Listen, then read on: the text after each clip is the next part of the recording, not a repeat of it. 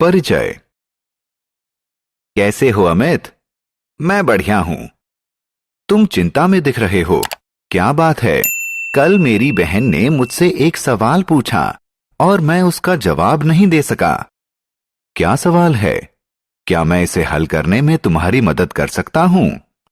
उसने पूछा कि ऐसा क्या है जो हमें फल भी देता है और लकड़ी भी, जो धरती पर पैदा हो सकता है और पानी में भी, जो घर में पाया जाता है और जंगल में भी। यह तो बहुत आसान है प्यारे। उन्हें वनस्पति या पेड़ पौधे कहते हैं। आओ सीखें। विभिन्न प्रकार की वनस्पतियों का वर्णन करना। किसी वनस्पति के मुख्य भाग का वर्णन करना। वनस्पतियों के मुख्य लाभ बताना। वनस्पति जीवन। नमस्कार दोस्तों, मैं पंकज हूं।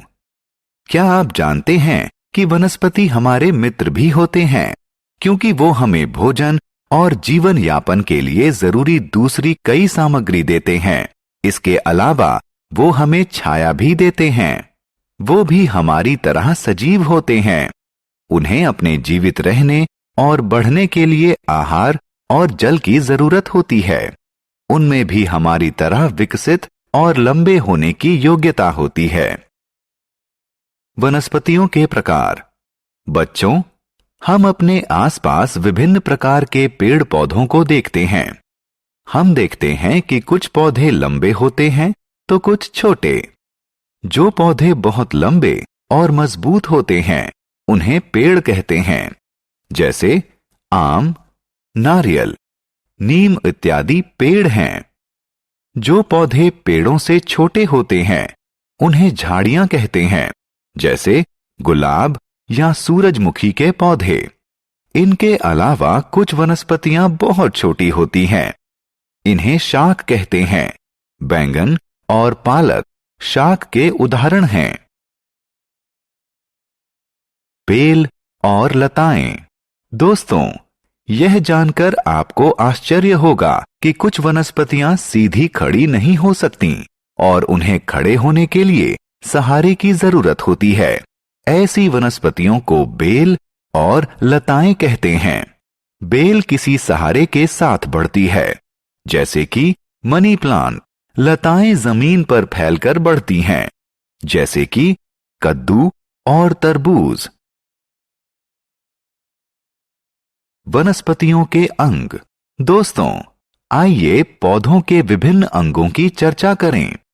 किसी पौधे के मुख्य अंग जड़, तना, पत्ते, फूल और फल होते हैं। आइए एक एक कर इन सभी के बारे में और जानें। जड़ पौधे का सबसे निचला अंग होता है। ये मिट्टी में विकसित होती है और पौधे को जल और खनिज प्राप्त करने में सहायता करती है।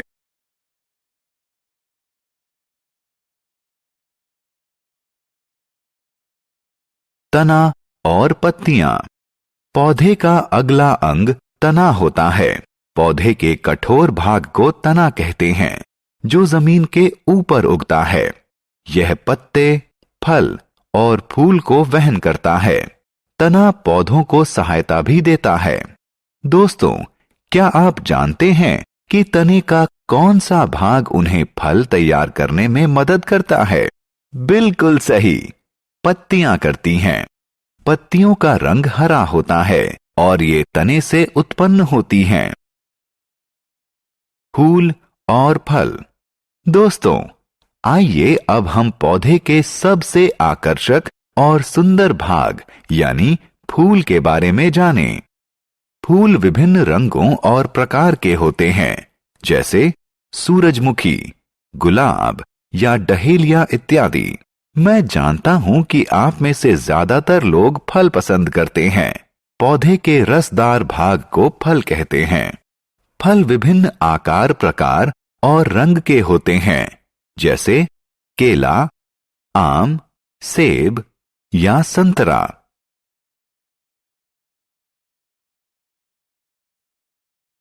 बीज। जब हम सेब काटते हैं तो उसके अंदर क्या देखते हैं? हाँ, बिल्कुल सही। हम छोटे भूरे बीज देखते हैं।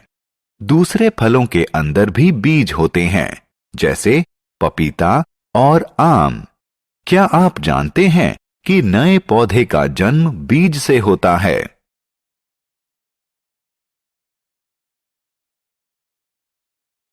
वनस्पतियों का उपयोग। बच्चों, हम जानते हैं कि हम पौधों से खाने की सामग्री प्राप्त करते हैं। भोजन सामग्री के अतिरिक्त हम पौधों से अन्य बहुत सी चीजें प्राप्त करते हैं। बहुत सी दवाइयां व इत्र यानी परफ्यूम पौधों से बनते हैं। पेड़ हमें लकड़ी भी देते हैं। कुछ स्थानों पर लकड़ी से घर भी बनते हैं। आओ खेलें। दोस्तों, आइए आपकी जानकारी की परीक्षा लें। पौधों के विभिन्न अंगों से उनके कार्यों का मिलान करें। हमने क्या चर्चा की?